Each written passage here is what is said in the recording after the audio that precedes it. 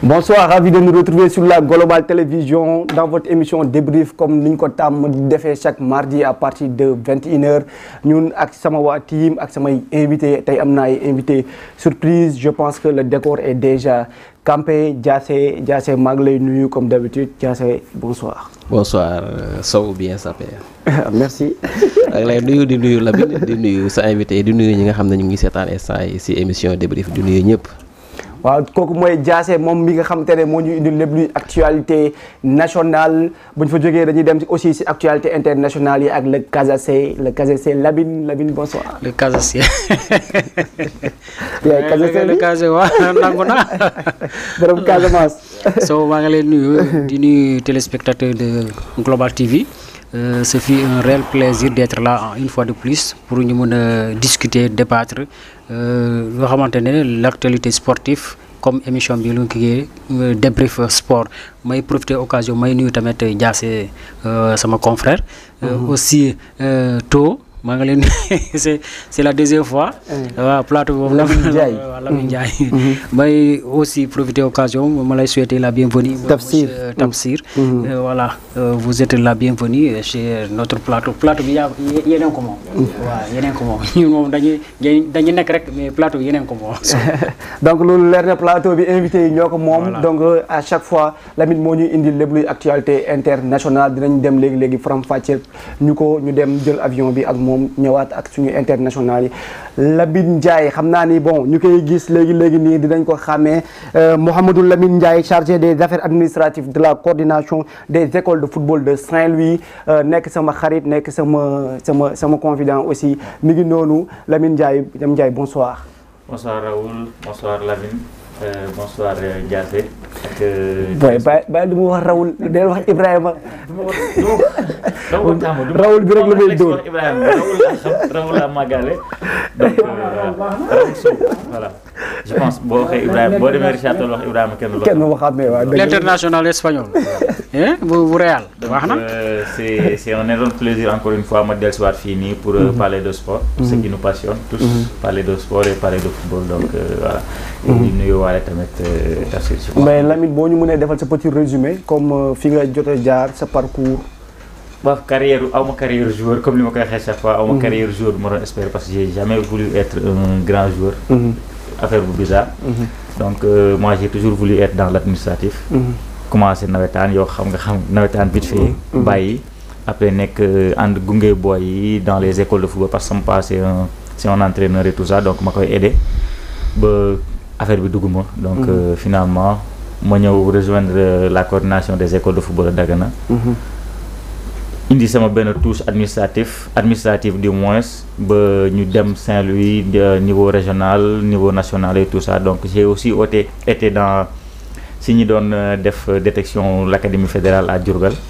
Donc voilà j'envoie des jeunes un peu par-ci un peu par-là si académie yi nekk fii nii donc je représente les plus écoles de football ici à Dakar école de football yu nekk dans la zone nord à Dakar. Après par la suite ma dem defi comment ça s'appelle le programme FIFA CIS pour être manager du sport.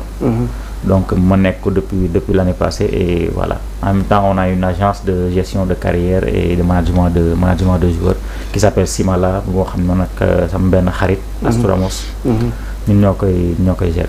Macha Allah je pense que le meilleur reste à venir kooku sama copain mais paa bi nag papam nag moo ko mën quoi papa entraîneur la papa ji moo ko mën quoi. papa has-been la. non papa ji ancienne école la. papa ji du boromam donc kooku mooy Lamine dañuy ñëw léegi suñu beneen gan bu tudd Tafsir Samba nekk instant bi coach de l'équipe Elite B Sport Academy ñu nekk ndawoon aussi à Dakar Sacré-Cœur Tafsir maa ngi lay nuyu di la ziar. Waaleykum salaam waaw maa ngi ziar ñëpp. Déjà, je vous remercie pour l'invitation. Ça fait beaucoup plaisir, vraiment très plaisir d'être là avec vous, parler football. Bon, toi, je te connais, tu es mon collègue. Lamine Ndiaye aussi, je le connais depuis longtemps. Et merci aussi à vous, les chroniqueurs, pour l'invitation. Bon, moi, je suis Tafsir Samba. J'ai 32 ans là. Bon, j'ai eu une petite carrière de footballeur, plutôt modeste. Bon, les gars coaché, mais bon, j'ai été formé un peu en France et en Iran. C'est ma formation pour la qu'on a fait. J'ai eu à jouer à Créteil, après je joué Ligue 1 Iran, de suite je joué dans la Ligue 1 Jaraaf, je joué dans DC, je joué dans Douane. Et après bon, moi j'étais aussi très attiré par le coaching depuis très longtemps, depuis très jeune. Donc vraiment, je me suis dit aussi, un peu comme Lamine, que je pense que ma carrière, celle que je préférais, c'était dans l'éducation, exactement, l'éducation des jeunes. Oui, j'étais attaquant. Cheikh, kii laa la doon wax barki démb ma ne moom moo la mën tafsir xam naa ni laa leen boole yéen ñaar non c'est un attaquant parce que daf may rappeler sama benn copain Adama Déré bi nga xam te ne je le salue au passage vraiment pied gauche pied droit xam nga boo ko gisee nag da ngay naan bon amul sax 32 ans il fait vieux quoi mais bon donc kooku mooy Tafsir dinañ ñëw léegi aussi ñu faram-fàcceel leen lépp luy actualité internationale yi nga xam te ne dinañ ko am donc pour ce nouveau numéro dinañu waxtaanee lépp luy actualité performance des Sénégalais à l'étranger lépp luy actualité internationale waxtaan aussi si actualité sportive nationale yi waxtaan si CAN U17 bi nga xam te ne day am Maroc Ligue 1 Ligue 2 sénégalaise classement ak résultats yi rencontre yi pour tamit waxtaanee aussi lépp luy lutte Franc ak Ama Baldé Franc bi nga xam te ne dafa daan Ama Baldé terminé en beauté ak suñu rubrique souvenir du jour ñu xool kan mooy jàpp suñu souvenir du jour à bientôt léegi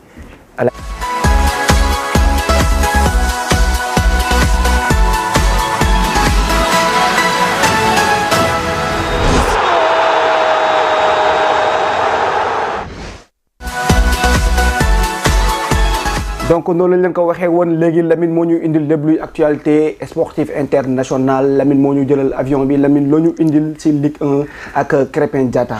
Sow balaa ñu commencé Krépin Diatta comme Monaco mi ngi football Ligue des Champions. mooy match bi mi ngi daw. ñu ngi koy souhaiter aussi ak Lamine Camara. pour ñu mun a qualifier parce que franchement loolu am na solo la pour l'équipe nationale du Sénégal avant tout ñu dem jël avion bi Sénégal destination France Ligue 1. ñu dem fekk mooy maanaam Lamine Camara ak Krépin Diatta te dañuy fas yéene waxtaan ci Krépin Diatta parce que Krépin Diatta Monaco qui a reçu FC Nantes mais on a vu que c'était un match franchement avec un score fleuve sur le score de 7-1. On a vu que avant la veille du match Krépin Diatta ñu bëri ñu koy interroger sur sa performance à Monaco. Le milieu du terrain sénégalais qui évolue à Monaco, il s'est exprimé, soit disant que des fois c'est pas de sa faute, il y a des blessures aussi, et aussi il y a le choix du coach, mais le plus important que l'équipe soit soudée, que l'équipe se forme un bloc pour que l'AS Monaco pour gagner, face à ses adversaires. kooku leer na Lamine moo ñu ko indil léegi donc sa turandoo laaj njëkk laaj Lamine Ndiaye noo gisee tey performance wu défensif bu AS Monaco ak bu Krépin Diatta match bi passé yu dóor score fleuve 7-1 AS Nantes gis nga aussi Krépin Diatta bi xam te ne dañ ko mu nekkoon benn attaquant joué 2009 maintenant léegi muy joué latéral et vraiment il est solide derrière depuis un bon moment. Ouais, d'abord su ma commencé si Krépin pour moi c'est un joueur intelligent. Intelligent su joueur bi peut-être Tafsir dina ma rectifier su ma juumee moom mooy permettre nit qui peut nga am facilité jouer à plusieurs postes. Krépin il est capable de jouer comme numéro 10, il est capable de jouer comme excentré léegi wàcc na défensivement moom mooy am na yenn bagage tactique yoo xam ni moom am na ko te yeneen joueurs yi amuñu ko. C'est très difficile de voir un joueur offensif qui performe défensivement, il le réussit bien, que ce soit à Monaco ou en équipe nationale. À chaque fois qu'on fait appel à lui pour le poste de latéral, d'accord, il est décanté comme si c'est un joueur qui a été formé à ce poste. Donc pour moi, c'est plus l'intelligence. Et puis, au-delà de l'intelligence du joueur, pour moi, c'est un joueur de devoir. Parce que c'est pas tout le monde qui accepte de le faire. Surtout qu'on est Magui, donc xale la ba léegi Krépin xale la ba léegi il n'a pas encore 30 ans je pense qu'il a 26 ou 27 ans donc mu nangu di def loolu noonu et puis kenn du ko dégg mu wax ci kenn du ko dégg mu lii poste bi moo ma gënal wala poste bi moo ma gënal c'est parce que c'est un joueur d'équipe et c'est pas tout le temps qu'on voit ses profils et puisque ça lui donne du temps de jeu ça lui permet de jouer et donc voilà pour moi l'essentiel pour un joueur c'est de jouer L'essentiel pour un joueur c'est de jouer, il l'a bien résumé. Tamsir noo gisee tey Krépin Diatta nekkoon peut-être Club Bruges mu commencé woon di jouer foofu un piston mu ñëw aussi en équipe nationale di jouer piston ñu bëri yaakaar dañu doon wax ne Krépin Diatta warul football mais man je me disais toujours que Krépin Diatta il est en train d'assurer poste bi ñu koy jox parce que boo xoolee booy jouer piston tu dois apporter défensivement, tu dois apporter offensivement. Tey noo gisee bien vrai que mi ngi am ay blessures souvent mais instant bi il est en train de gérer le poste. Oui, déjà je vais rejoindre mon collègue Lamine sur le fait que c'est un joueur très intelligent parce que je pense qu'il faut avoir une certaine maturité d'esprit pour pouvoir jouer à plusieurs postes et aussi très humble aussi parce qu'on se rappelle de Krépin à l'équipe nationale U17, U20, c'était un peu le porte-bagage de l'équipe nationale. En numéro 10, il menait le jeu. Ensuite, il est parti à Bruges où il a fait un bon début de carrière en tant qu'excentré, joueur offensif. Et là, le revoir dans une position plus défensive. Et franchement, à chaque fois qu'on l'appelle, qu'on a besoin de lui, il répond présent, que ce soit au Sénégal, que ce soit à Monaco. Après, bon, Monaco, c'est une équipe qui fonctionne très bien, avec des joueurs déjà en place. Et je pense qu'il faut aussi qu'ils soient un peu patients, je pense. Qu'ils soient un peu patients, loolu leer na Diassé dégg nga ñoom ñaar résumé yi ñu def noo gisee tey Krépin Diatta défensivement ak Monaco war a jouer aussi en Champions League ak Benfica ñu door loon 1-0 tey ñu war a peut-être war a mën a dem phase yi si topp. li ma koy njëkk a ñaanal mooy yàlla dimbale ko blessure yi bàyyi ko parce que je pense que boo gisee carrière am dafa xaw a nekk en dents de scie c'est grâce aux blessures yi nga xam ne parfois da koy freiner mais Krépin Diatta c'est un joueur techniquement fin confort physique bi mu am tamit joueur offensif bu ko am bariwut quoi parce que en tant que numéro 10 ñu ñëw def la latéral ngay performer c'est pas donné à tout le monde donc c'est quelqu'un comme ni am na ko wax léegi c'est un joueur de devoir joueur la boo xam ne boo ko joxee confiance mu delloo la donc li koy ñaanal man dëttuma ci moom fu ñu ko munti teg ci terrain bi il va performer li ba koy ñaanal mooy lan blessure yi bàyyi ko parce que joueur la boo xam ne en équipe nationale comme en club il peut être parmi les leaders bu fekkente ne blessure yi bàyyi nag parce que techniquement il est bon physiquement il est bon te mentalement aussi il est bon parce que il se blesse souvent mais quand il revient day ñëwaat ci niveau donc kon mentalement kon c'est quelqu'un qui est très bien loti donc li koy ñaanal daal mooy blessure yi bàyyi ko ndax c'est quelqu'un qui peut apporter des satisfactions à l'équipe nationale. Donc c'est un joueur qui est très bon défensivement parce que ñu bëri dañ doon yaakaar Krépin Diatta défensivement tey boo leen xoolee CAN bi passé man pour man Krépin Diatta c'était le meilleur. mais man Krépin Diatta parce que boo xoolee équipe nationale à chaque fois su absenté équipe nationale on dirait que am na lu manqué si je ne sais pas si équipe nationale mais c'est comme le cas de Kimmich avec le Bayern des fois latéral milieu ñu bëri sénégalais ñu bëri ñoom dañu bëgg par exemple Krépin évoluer au milieu de terrain mais on a vu que c'est un jeu polyvalent. Je pense que Krépin il est très bon parce que mi ngi def son job mooy c'est un joueur de devoir yi la ñu wax ñu dem Série A ak Boulaye Dia. waaw dañu bu ñu jógee France destination Italie on passe à la Série A ñu dem fekk kooku mooy Boulaye Dia entrée en jeu en deuxième mi-temps Boulaye Dia a sauvé la Lazio de Rome face à Naples. C'était un match intense. On a vu que un Boulaye Dia une fois sur le terrain, on a vu que la Lazio de Rome a pu surmonter en égalisant sur le score de 2 buts partout. De 2 buts partout kooku mooy Serie A ak Boulaye Dia Tamsir noo gisee tey Boulaye Dia ñëw à la 74e minute def un but xam te ne ba pare def match bu XXL noo gisee tey influence bu mu am au niveau de la Lazio de Rome. Ah oui, Boulaye Dia, je pense que ça ne nous surprend pas. En parlant de talent, de générosité, Boulaye Dia, c'est le joueur exemple, l'attaquant typique de générosité, de talent et aussi d'humilité. Parce que, quoi qu'on puisse dire, aujourd'hui et depuis un bout de temps, je pense que c'est le meilleur attaquant de l'équipe nationale du Sénégal. Parce que quand il n'est pas là, ça se fait ressentir. Ils sont très talentueux aussi, mais Boulaye, quand il vient, il fait la différence. Autant dans l'engagement, dans l'efficacité, il est très efficace, donc je pense que c'est pas une surprise pour nous tous. C'est pas une surprise, donc loolu leer na il est polyvalent moom tamit moom lañ doon wax léegi si Krépin Diatta Lamine noo gisee Boulaye Dia est-ce que tey comme ni ko Tamsir résumé léegi est-ce que tey Boulaye Dia warul mën a après wut un club plus coté pourquoi pas Inter de Milan pourquoi pas Milan AC parce que boo xoolee performance yu muy def je pense que war na mën a jouer si club yooyu te aussi club yooyu je pense que ñu ko doon wut depuis boobu léegi. Oui, je pense. D'ailleurs, Boulaye, je pense, dernière fois moi ñëw fii on avait parlé de lui, donc chaque fois su may ñëw rek dafa mel ni day dugal quoi. Après, comme je disais, Tafsir li mu wax tey moom laa doon wax keroog Boulaye c'est un joueur, c'est un attaquant boo xam ni il facilite le jeu pour les gens qui tournent autour. Gis nañ ko bu mu nekkee Sénégal c'est très difficile de jouer attaquant de pointe au Sénégal, mais chaque fois Boulaye le réussit bien parce que moom il se déplace, il est technique et c'est un joueur qui est capable de jouer en profondeur boo ko dugalee ci espace bi donc day daw. Et c'est ce qu'il a fait ci clubam Lazio. Il n'est pas titulaire à 100% parce que mon temps blessure sonal, mais à chaque fois qu'il revient tu sens que lui on peut compter sur lui en fait. Donc Lazio c'est déjà un bon club en Italie, c'est déjà un bon club en Italie, donc soo xoolee que carrière au Boulaye fi mu commencé France, il n'a pas commencé à Lyon ou à Marseille quoi, donc il a commencé très bas pour Kif, donc am na fenn koo xam ni donc pour man kenn xalaatul woon sax ni que Boulaye peut-être mën na atteindre tey Lazio au début de sa carrière, donc bu ko amee c'est une chance. Et il a aussi am na potentiel pour jouer dans les grands clubs, mais après on va pas lui imposer wala forcer ko pour mu dem jouer si yenn grands clubs. On a vu ce qui s'est passé avec Sadio Mané par exemple, Sénégalais yu bëri wax waaye na jóge Liverpool quand il a quitté Liverpool on a vu ce que carrière am après finalement nu mu mel. S'il se sent bien à Lazio, à Rome, s'il se sent bien à Rome, pourquoi pas mu toog foofu parce que déjà Lazio c'est un des clubs emblématiques en Italie, donc voilà.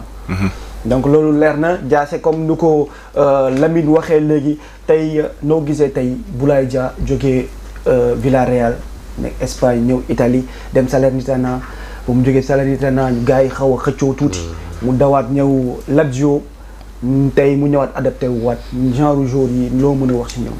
Boulaye Dia man li ma remarqué moom tout le temps day progresser. Tout le temps day jógee à un point A dem ci beneen point parce que mosut chuté quoi. Parce que bi mu jógee Villarreal dem Salernitana xawoon na mel ni lu wàcc, mais après dafa rebondir.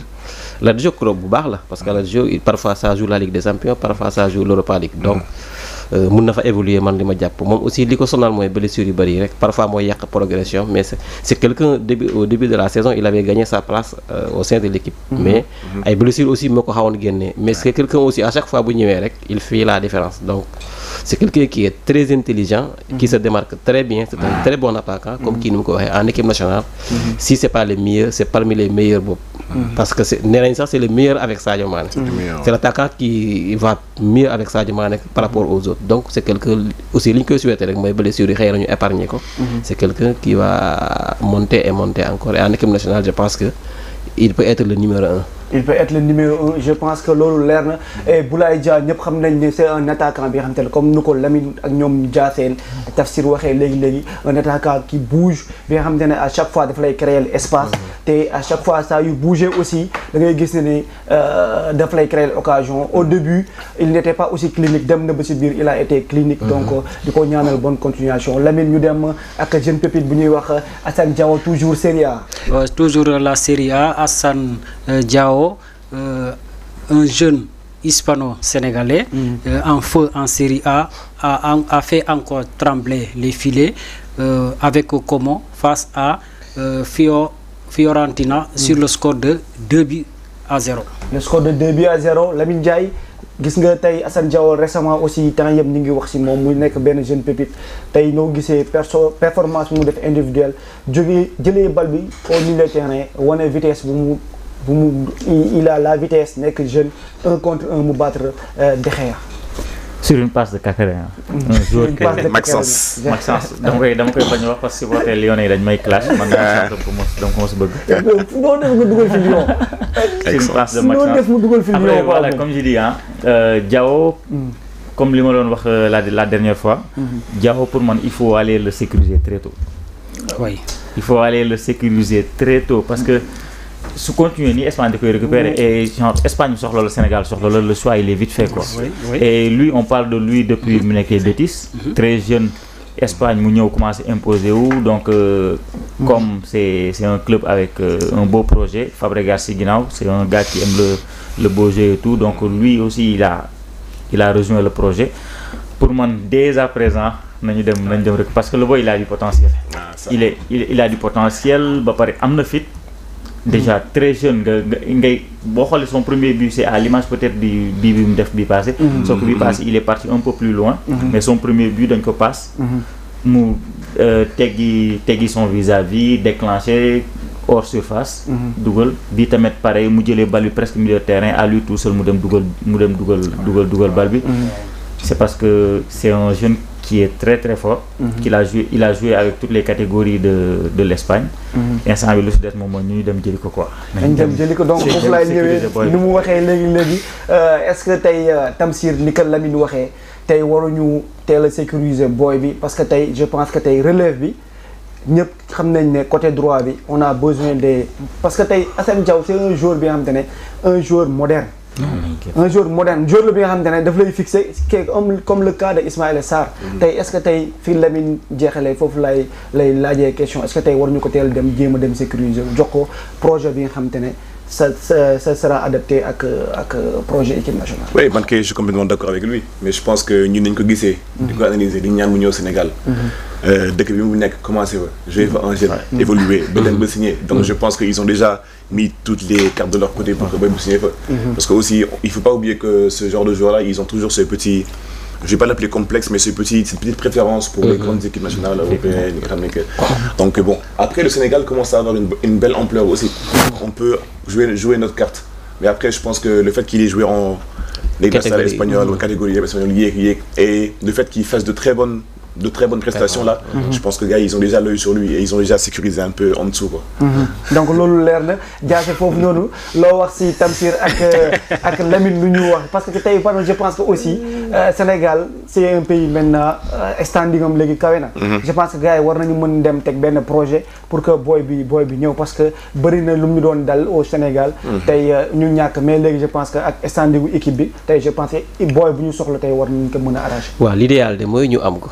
c'est que tout le monde souhaite mais nag wax na ko bu baax parce que ñoom aussi bul fàtte ne dañoo xaw a am tuuti penchant par rapport fa lañ juddoo def fa seen formation ni ñu xam aussi fa lañ nekk parce que tu as côtoyé les jeunes en équipe nationale U20 potentiellement ils vont monter en équipe nationale A peut-être ñoom aussi mun nañ la influencer pour nga fekk leen ci mais lépp nag projet la projet bu leer bu ñu ko tegalee projet bu leer jaar ci parents yi parce que parents yi aussi ils peuvent aussi activer le fibre patriotique ne ko sénégalais nga affaire yooyu mais c'est pas évident quand même mais il faut tenter la teel a dem bañ a xaar bu mu nekk ci niveau bu mag a mag bi parce que instant yi mu ngi jóg léegi boo xaaree yàlla jeune Boiro aussi voilà parce que boo xaaree bu mu yëgu au sommet moom 90 wala 99% da koy ñàkk est-ce que c'est pas des jumeaux la mais nag mais le Sénégal peut tenter sa chance dem jox ko projet bi parce que l'équipe nationale aussi commence à attirer parce que ñi fi jiitu am na ay binationaux yoo xam ne parfois sax ils font parfois les premiers pas vers les parce que dégg naa ay Koulibaly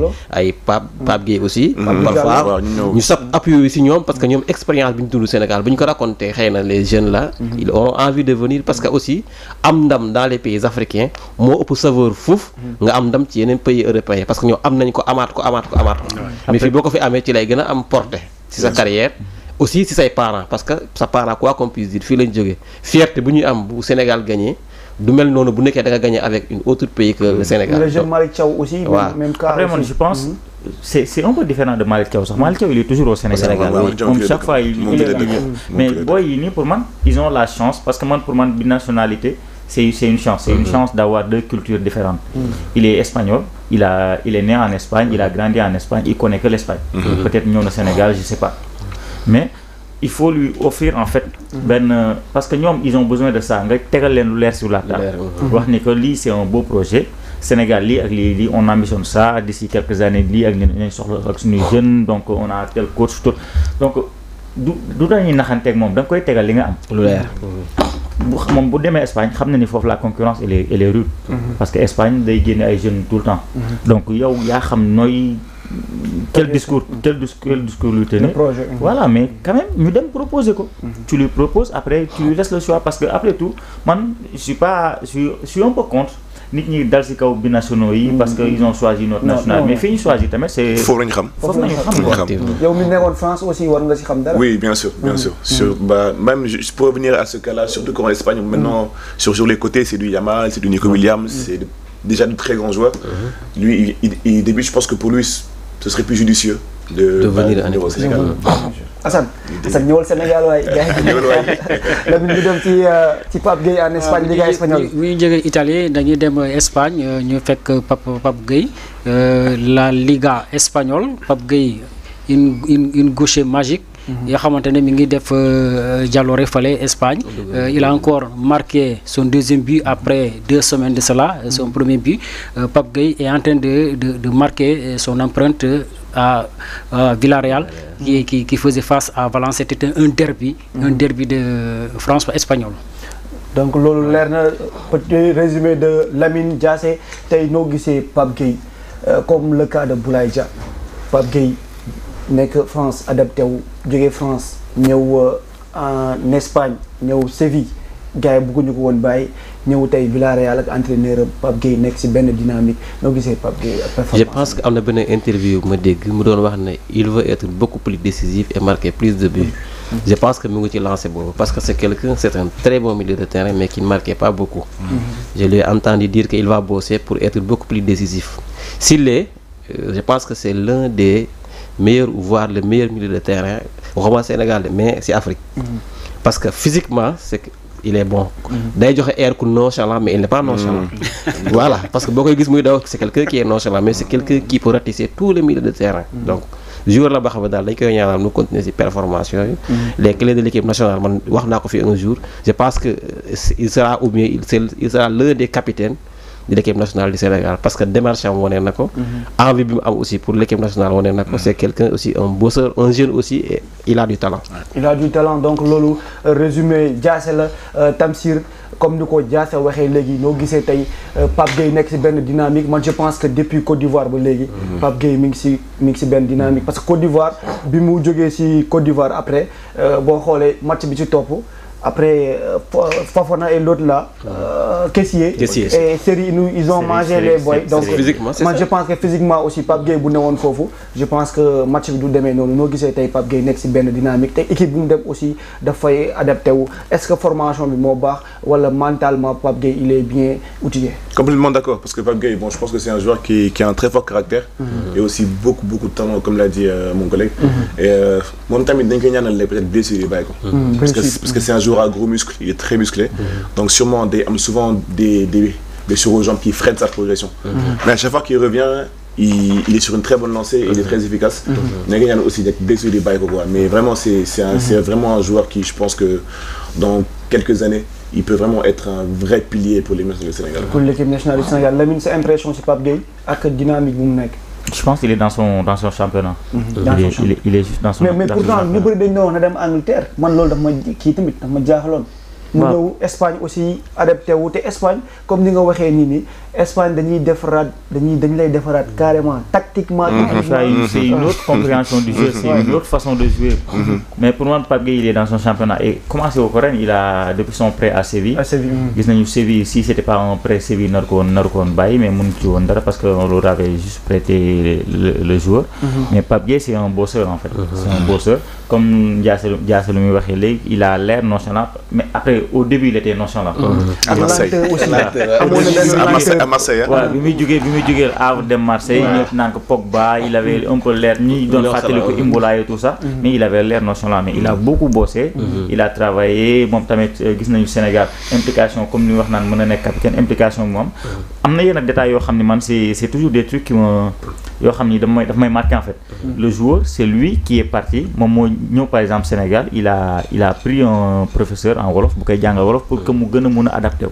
Actuellement Pape Gueye il tient un discours en wolof interview en wolof et tout ça donc pour moi c'est des trucs yoo xam ni. il est très humble. waaw c'est des mooy loo xam ni. day permettre joueur bi en fait adaptation bi gën a yomb. Il se sent plus sénégalais maintenant donc obligatoirement tu sens ça dans son jeu parce qu'il s'est plus impliqué en fait par rapport ak début bi. Pape Gueye voilà. C'est notre moo nekkoon suñu plaque tournante CAN bi. On nous a éliminé naturellement. On nous a éliminé. te waa Arsenal ñu ngi koy tudd pour le Ghanéen qui est Arsenal comment il s'appelle.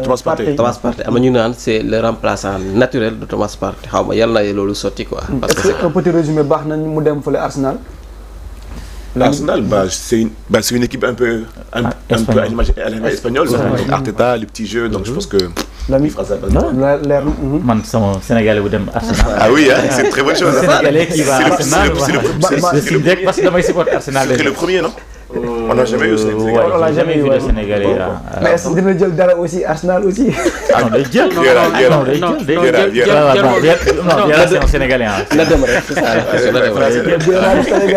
Viera français la. français la ñu dem ci Premier League gars yi def nañ transition bi Premier League bu ñu jógee Espagne dañuy dem fële Angleterre franchement on le souhaitait mais franchement c'est le malheur qui s'est entre guillemets qui s'est abattu sur notre international sénégalais l'ex commandé Iliman Ndiaye l'ailier droit, l'ailier gauche du moins d'Everton. On a vu qu'il est sorti lors de cette derby contre Liverpool. On a vu que Iliman Ndiaye il est sorti et mais pour information il a eu comment dire ligament, une blessure au ligament médial du genou. Voilà. Mais franchement qu'on lui souhaite bon rétablissement pour mun a ñëw fekk équipe nationale parce que franchement on tend vers la Coupe d'Afrique. On a besoin de lui parce que on a vu que Iliman Ndiaye qui était sur une bonne élan en chaque match il marque un but et aussi des passes décisives. C'est lui-même avec son confrère Idrissa Gana Gueye qui ces deux compères là franchement ils sont en train de faire voilà. Donc loolu leer na Iliman Ndiaye Tamsir noo gisee comme ni ko résumé ni ko Lamine résumé Iliman Ndiaye blessure bi ñëw au mauvais moment xam te ne nekkoon ci benn élan bu extraordinaire amoon suivi di amoon impact bu important si à Everton tey noo jàngatee une blessure bi. Oui, franchement une très mauvaise nouvelle pour lui et pour le Sénégal parce que je pense que là il était à probablement la meilleure saison de sa carrière au plus haut niveau et donc c'est pour un joueur c'est toujours très dur d'avoir cette blessure là. Celle qu'on craint tous c'est les ligaments croisés toujours et les joueurs qui l'ont je pense que ces larmes veulent tout dire parce qu'il sait qu'il va rester minimum 6 mois sans jouer et on voyait que c'était un joueur avant qui était un peu frêle, qui manquait un peu de puissance. Là il avait retrouvé ça. Ça veut dire en fait qu'il pense, je pense au cheminement, il va devoir tout recommencer, se remuscler, donc je pense que les larmes là elles veulent vraiment tout dire quoi. Et même Mounion Atezar, je pense que pour la CAN ça va être juste parce que il faut qu'il revienne à son meilleur niveau, il faut qu'il donc je pense que donc comme ni mu ko waxee la Tamsir il a bien résumé Tamsir Lamine tey genre blessure yi parce que boo xoolee ligament ñu bëri buñ si jógee forme bi ñu nekkoon dañuy am tuuti doute est-ce que tey mentalement Iliman Ndiaye nan la war a mën a ñëwaatee pour surpasser épreuve bi. Après peut-être une petite précision, c'est pas vraiment les ligaments croisés. Ligament médial ce que j'ai vu si ben communiqué moi au lieu de 6 mois parce que ñom tamit dañu ragalon, je pense il va s'absenter pour 2 mois ou 3 mois. 2 mois ou 3 mois. Donc bima ko gissé dama alhamdoulillah parce que Iliman il était dans une forme bo xamni je pense peut-être fin août bi muy nek Sheffield la amone Lyon.